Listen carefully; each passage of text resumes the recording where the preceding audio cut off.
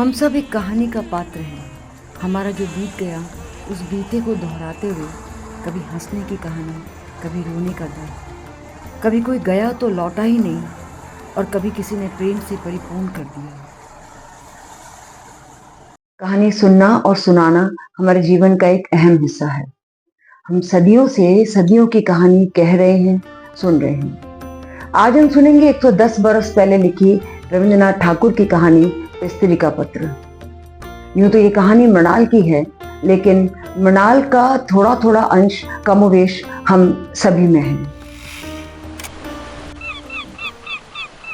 ऐ खुदा रेत के सहरा पे समंदर कर दे, या छलकती हुई आँखों को भी पत्थर कर दे।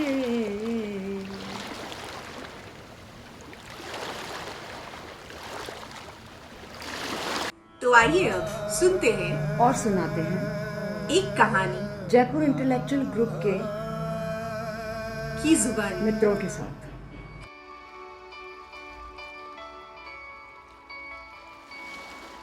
आज हमारे विवाह को 15 वर्ष हो गए, पर मैं तुम्हें कभी चिट्ठी ना लिख पाई। लिखती भी कैसे, हमेशा तुम्हारे आसपास रही, तुम्हारे इर्द गिर्द अपनी कहती रही, तुम्हारी सुनती रही, और कभी भी चिट्ठी लिखने लायक दूरी तो बना ना पाई। और आज जब मैं तीर्थ करने आई भी हूँ तो तुम अपने ऑफिस के काम में लगे हो। कोलकाता के साथ तुम्हारा वही रिश्ता है जो एक घोंगे का शंख के साथ होता है। ये तुम्हारे तन मन से चिपक गया है, इसीलिए तुमने ऑफिस में छुट्टी की अर्जी नहीं दी। विधाता को यही मंजूर था, उन्होंने मेरी छुट्टी की अर्जी मंजूर कर ली। मैं तुम्हारे घर की मंझली बहू हूँ। 15 बरस बाद इस समुद्र के किनारे खड़े होकर मैं जान पाई हूँ कि अपने जीवन और भगवान के साथ मेरा एक संबंध और भी है। इसीलिए आज हिम्मत करके ये चिट्ठी लिख रही हूँ। इसे तुम अपने घर की मंझली बहू की ही चिट्ठी मत समझना। मेरे भाग्य में तुमसे संबंध होगा, ये जिस ईश्वर ने तय किया, बस उसी को पता था कि बचपन में मैं और मेरे भाई को संधिपात का बुखार होगा, और उसी को पता था कि भाई मर जाएगा और मैं बच जाऊंगी। यही मेरे भाग्य में निश्चित था और यही हुआ। मगर मोहल्ले की औरतें कहने लगी, मृणाल लड़की है ना, इसीलिए बच गई। लड़का होती तो क्या भला बच सकती थी। चोरी की कला में यमराज निपुण है और उसकी नज़र हमेशा कीमती चीज़ पर ही पड़ती है। एक दिन तुम अपने दूर के रिश्ते में तुम्हारे मामा तुम्हारे दोस्त को साथ लेकर मुझे देखने मेरे गांव आए थे। तब मेरी आयु 12 वर्ष थी। ट्रेन से मेरे गांव, फिर स्टेशन से 7 कोस छकड़ा गाड़ी में चढ़ने के बाद बाकी 3 मील का कच्चा रास्ता पालकी में बैठकर पार करना पड़ता था, जिस पर हमारे पूर्वी बंगाल का भोजन, तुम्हारे मामा उस भोजन की हंसी आज भी उड़ाना नहीं भूलते। मगर इतनी तकलीफ देकर तुम लोग हमारे गांव क्यों आए? तुम्हारी माँ की जिद थी कि बड़ी बहू के रूप की कमी को मझली बहू के द्वारा पूरा किया जाए। नहीं तो भला इतना कष्ट करके तुम लोग हमारे गांव क्यों आते? पिता की छाती धक धक करने लगी। माँ दुर्गा का नाम जपने लगी। बेटी के रूप का भरोसा था, लेकिन स्वयं बेटी में उस रूप का कोई मूल्य नहीं होता। देखने आया हुआ व्यक्ति उसका जो मूल्य दे वही उसका मूल्य होता है। करुणा स्वर में संपूर्ण आकाश को कंपाती हुई शहनाई बज उठी। मैं तुम लोगों के यहाँ आ पहुँची। मेरे सारे ऐबों का ब्यौरावार हिसाब लगाकर गृहिणियों को यह स्वीकार तो करना पड़ा कि मैं सुंदर जरूर हूँ। यह बात सुनते ही मेरी जेठानी का चेहरा भारी हो गया। मैं सुंदर हूँ, इस बात को भूलने में तुम्हें बहुत दिन नहीं लगे, लेकिन मुझ में बुद्धि भी है, ये बात तुम लोगों को पग पग पर याद रही। मेरी यह बुद्धि इतनी स्वाभाविक है कि तुम लोगों की घर गृहस्थी में इतना समय काट देने पर भी आज भी टिकी हुई है। मेरी इसी बुद्धि से माँ बड़ी चिंतित रहती थी। नारी के लिए तो ये एक बड़ी बला ही है ना। तुम लोगों के घर की बहू को जितनी बुद्धि की ज़रूरत है, विधाता ने लापरवाही में मुझे उससे बहुत ज़्यादा दे डाली। अब मैं उसे लौटाऊं भी तो किसको? तुम लोग मुझे पुरखिन कहकर दिन रात गाली देते थे। मैं कुछ नहीं सोचती थी, तुम लोगों को माफ कर देती थी।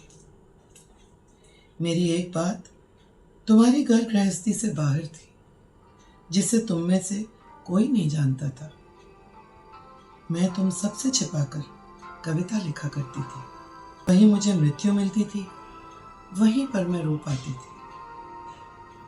मेरे भीतर तुम लोगों की मंजरी बहू के अलावा जो कुछ था उसे तुम लोगों ने कभी पसंद नहीं किया, क्योंकि उसे तुम लोग पहचान भी ना पाए। मैं कवि हूं, ये बात 15 वर्ष में भी तुम लोगों की पकड़ में ना आई। तुम लोगों के घर की पहली याद जो मुझे है वह है तुम लोगों की गौशाला। अंतपुर को जाने वाले जीने के बगल के कोठे में तुम लोगों की गायें रहती हैं। सामने के आंगन को छोड़कर उनके हिलने डुलने के लिए और कोई जगह न थी। आंगन के कोने में गायों को भूसा देने के लिए काठ की नान थी। सवेरे नौकर को तरह तरह के काम रहते थे, इसलिए भूखी गाय नान के किनारों को चाट चाट कर चबा चबा कर खुरद देती। मेरा मन रोने लगता।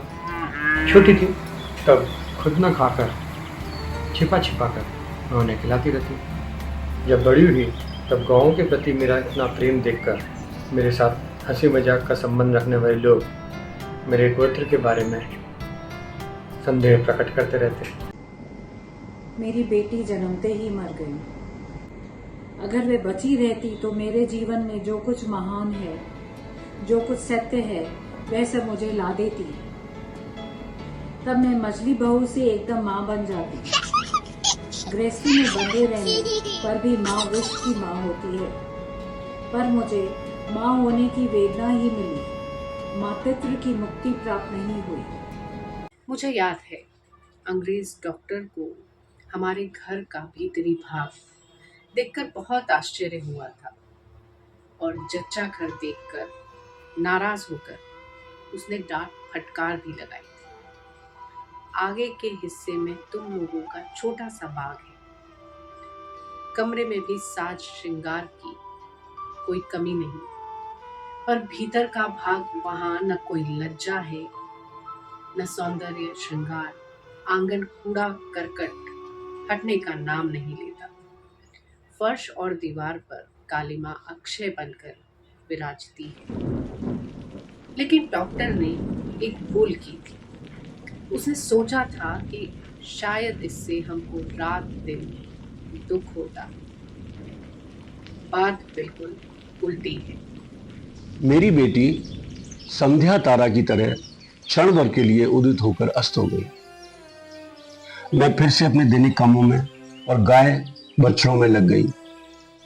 इसी तरह मेरा जीवन आखिर तक जैसे तैसे कट जाता। आज तुम्हें ये चिट्ठी लिखने की जरूरत नहीं पड़ती, लेकिन कभी कभी हवा एक मामूली सा बीजा उठाकर ले जाती है और होते होते उसी से लकड़ी पत्थर की छाती फूट जाती है। मेरी गृहस्थी की पक्की व्यवस्था में भी जीवन का एक छोटा सा कण न जाने कहां से उड़कर आया और तभी से गृहस्थी में दरार शुरू हो गई। जब विधवा माँ की मृत्यु के बाद मेरी बड़ी जेठानी की बहन बिंदु ने अपने चचेरे भाइयों के अत्याचार के मारे एक दिन हमारे घर में अपनी दीदी के पास रहने आ गई, तब तुम लोगों ने कहाँ सोचा ये कहाँ की बला आ गई। आग लेकिन मेरे स्वभाव को मुझसे देखा न गया। तुम सब लोग मन ही मन खींच रहे थे, इसीलिए उस अनाथ लड़की को घेर कर मेरा सारा मन एकाएक जैसे कमर बांध कर खड़ा हो गया। पराए घर में पराए लोगों की इच्छा ना होते हुए भी रहना कितना बड़ा अपमान है, ये उसकी मजबूरी थी। बड़ी जेठानी की दशा देखी। उन्होंने अपनी गहरी संवेदना के कारण ही बहन को अपने पास बुलाया था, लेकिन जब उन्होंने देखा कि इसमें पति की इच्छा नहीं है तो उन्होंने ऐसा भाव दिखाना शुरू किया मानो उन पर कोई बड़ी बला आन पड़ी हो। उन्हें इतना साहस नहीं हुआ कि वह अपनी अनाथ बहन के प्रति खुले मन से स्नेह पकड़ कर सके, उसे अपने सीने से लगा सके। वह पतिव्रता थी। उनका ये संकट देखकर मेरा मन और भी दुखी और व्यथित हो उठा। मैंने देखा बड़ी जेठानी ने खास तौर से सबको दिखा दिखा कर बिंदु के खाने पहनने की ऐसी वृद्धि व्यवस्था की और उसे घर में कुछ इस तरह नौकरानी के से काम सौंपा। मुझे दुख ही नहीं, लज्जा भी महसूस हुई। अब मैं सबके सामने इस बात को कहने लगी कि हमारी गृहस्थी को बिंदु बहुत ही सस्ते दामों में मिल गई है। इससे कहाँ सहन होता। मैं बिंदु को अपने कमरे में ले आई। जेठानी सबसे मेरी इस ढंग से शिकायत करती फिरती मानो मैंने कोई आफत कर दी हो, लेकिन मैं अच्छी तरह जानती हूँ मन ही मन वे सोचती थी कि चलो जान बची। वे अपनी बहन के प्रति खुद जो स्नेह नहीं दिखा पाती थी, वही मेरे द्वारा प्रकट होने पर उनका मन हल्का हो जाता। जेठानी बिंदु की उम्र कम करके बताती, मगर बिंदु 14 बरस की थी, तो भला इसमें क्या बुरी बात थी। वो सुंदर नहीं थी, अनाथ थी, गरीब थी। बिंदु डरते डरते मेरे पास आई, मानो अगर मेरी देह से छू जाएगी तो मैं सह नहीं पाऊंगी। इसलिए वह हमेशा अलग हटकर आंख बचाकर चलती। उसके पिता के यहाँ उसके चचेरे भाई उसके लिए ऐसा एक भी कोना नहीं छोड़ना चाहते थे जिसमें वह फालतू चीज़ की तरह पड़ी रह सके। मैं उसे अपने कमरे में ले तो आई थी, लेकिन मेरा कमरा सिर्फ मेरा कमरा ही तो नहीं था ना, इसलिए मेरा काम थोड़ा मुश्किल हो गया। कमरे में आते ही उसके शरीर पर लाल लाल दाग निकल आए। शायद घमौरियां होंगी या ऐसा ही कुछ। तुम्हारे मोहल्ले के अनाड़ी डॉक्टर ने कहा कि 2-1 दिन बाद देखकर ही बताया जा पाएगा कि क्या है। बिंदु अपनी बीमारी के कारण मरी जा रही थी, शर्म से मरी जा रही थी। मैंने कह दिया कि घमौरियां हो या शीतला हो तो हो।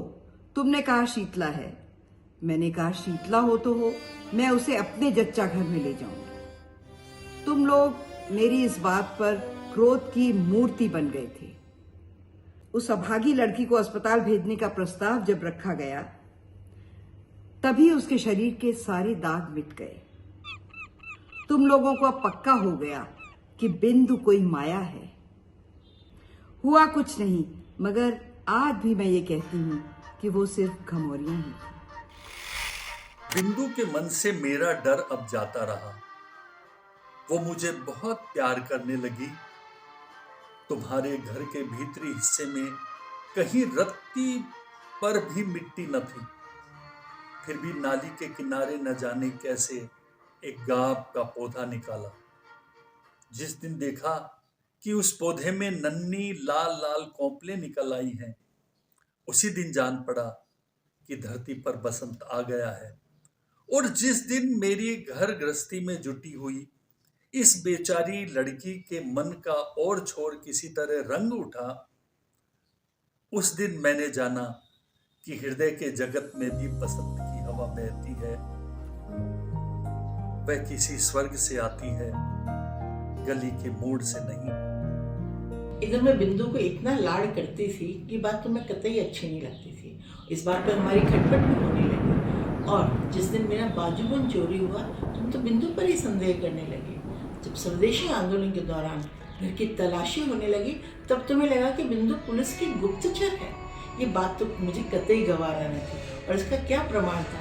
प्रमाण सिर्फ इतना भर था कि वह बिंदु थी। तुम लोगों के घर की दासियां उसका कोई भी काम करने से इनकार कर देती थी। उनमें से किसी से अपने काम के लिए कहने के लिए वह लड़की भी संकोच के मारे जरूरत हो जाती थी। इन्हीं सब कारणों से उसके लिए मेरा खर्च बढ़ गया।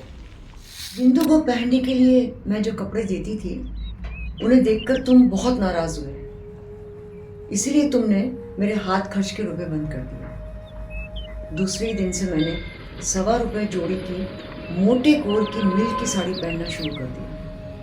और जब घर की नौकरानी मेरी छोटी थाली उठाने के लिए आई, तो मैंने उसे मना कर दिया। मैंने खुद झूठा भात बछड़े को खिलाने के बाद आंगन के नल पर जाकर अपने बर्तन खुद साफ किए।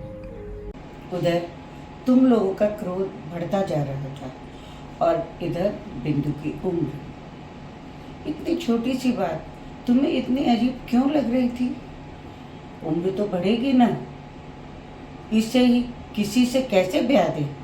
खैर, विधाता ने अंत में सुन ली। बिंदु का वर ठीक हुआ। बड़ी जेठानी बोली, जान बची। माँ काली ने अपने वंश की लाज रख ली। वह कैसा था मैं नहीं जानती, तुम लोगों से सुना था। सब बातों में अच्छा है। बिंदु मेरे पैर से लिपट कर रोने लगी, बोली,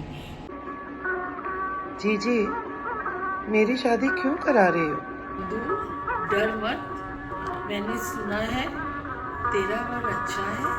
अगर वह वर अच्छा है तो मुझ में ऐसा क्या है जो उसे पसंद आ सके। पक्ष वालों ने तो बिंदु को देखने के लिए आने का नाम भी नहीं लिया।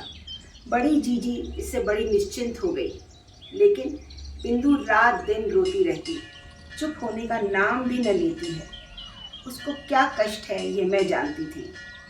बिंदु के लिए मैंने घर में बहुत बार झगड़ा किया था, लेकिन उसका ब्याह रुक जाए ये कहने का साहस नहीं होता था।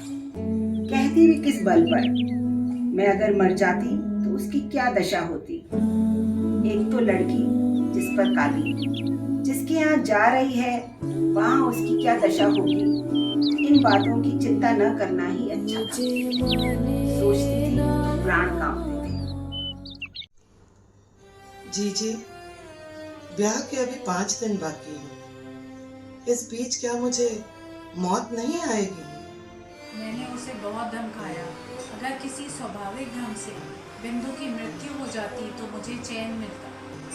ब्याह से 1 दिन पहले बिंदु रोते हुए बोली, मेरा ब्याह मत करवाओ, मैं आपके यहाँ नौकर की तरह पड़ी रहूँ।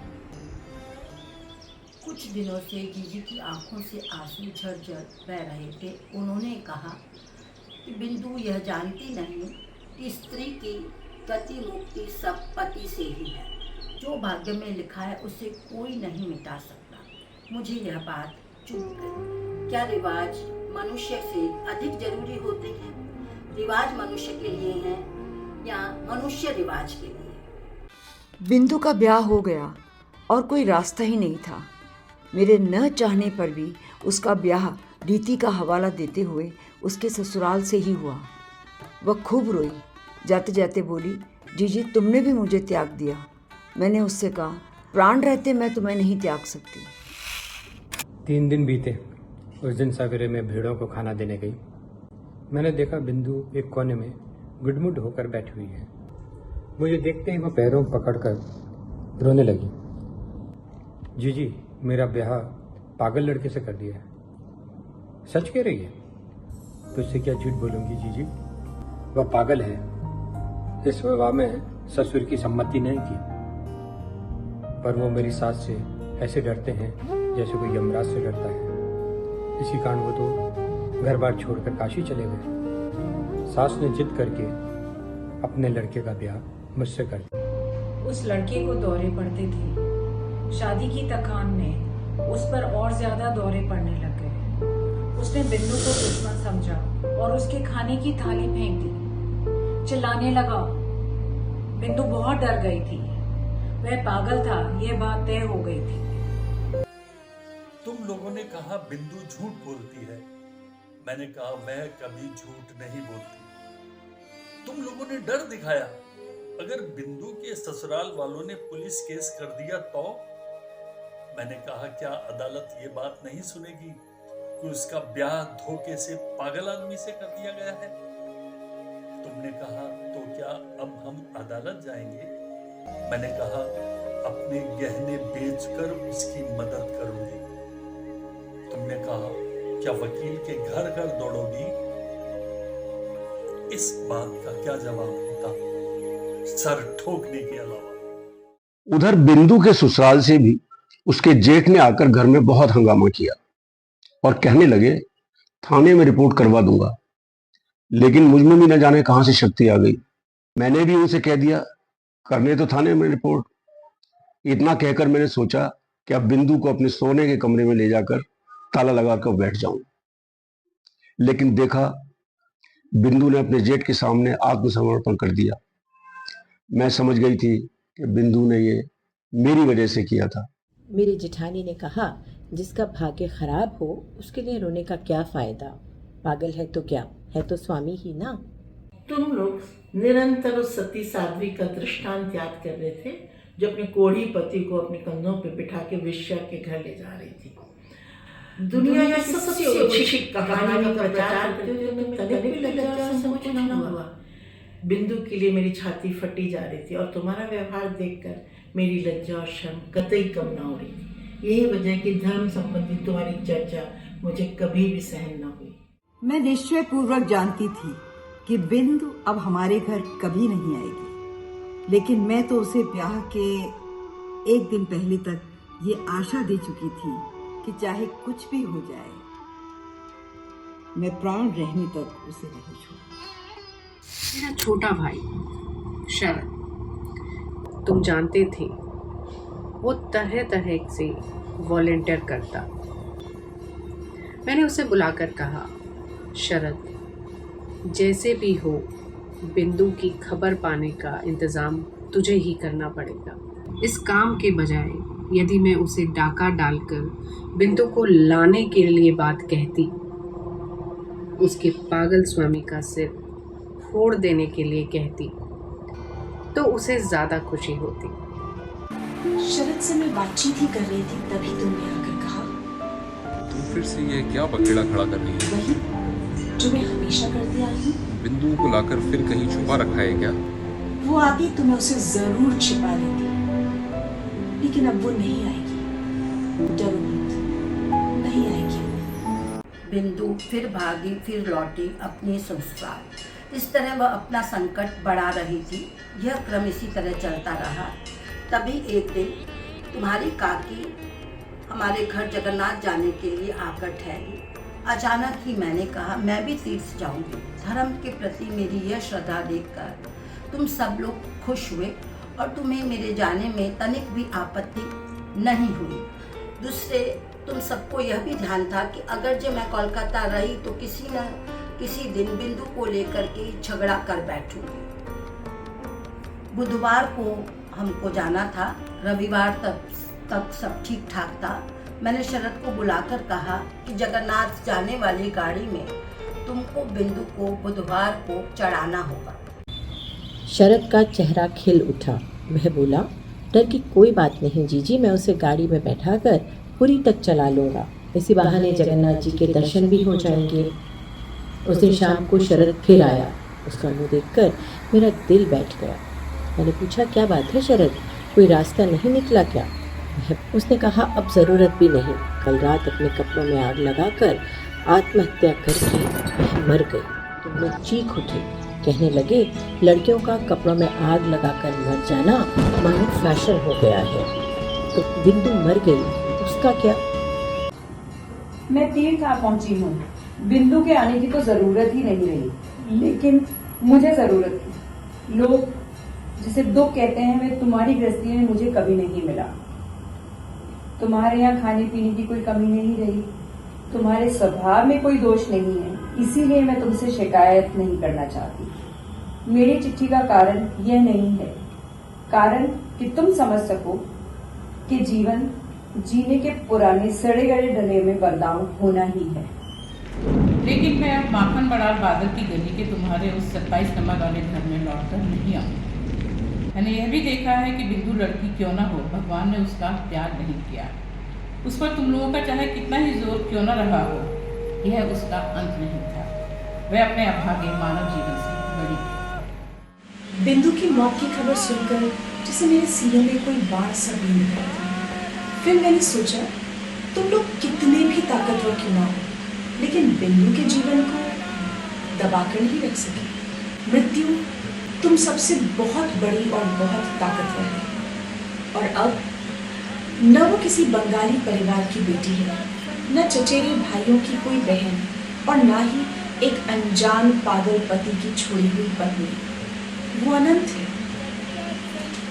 तुम्हारे घर का अब मुझे कोई डर नहीं है।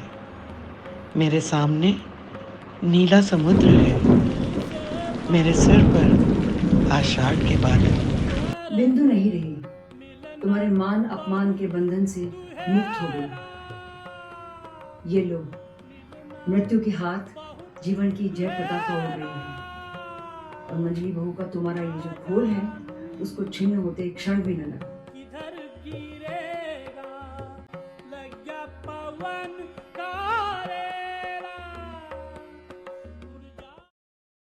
लोगों की रीति नीति के अंधेरों ने मुझे अब तक ढक रखा था।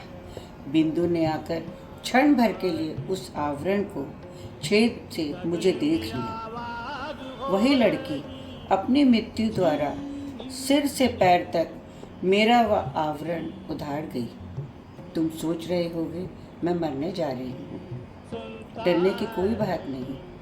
तुम लोगों के साथ मैं ऐसा पुराना मजाक नहीं करूँगी। मीरा भाई भी तो मेरी ही तरह नारी थी।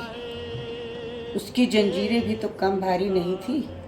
मीराबाई ने अपने गीत में कहा था, बाप छोड़ो माँ छोड़ो, जहाँ कहीं जो भी हो सब छोड़ दें, लेकिन मीरा की लगन वही रहेगी प्रभु। अब जो होना है सो हो, यह लगन ही जीवन है। अब मैं अभी जीवित रहूँगी।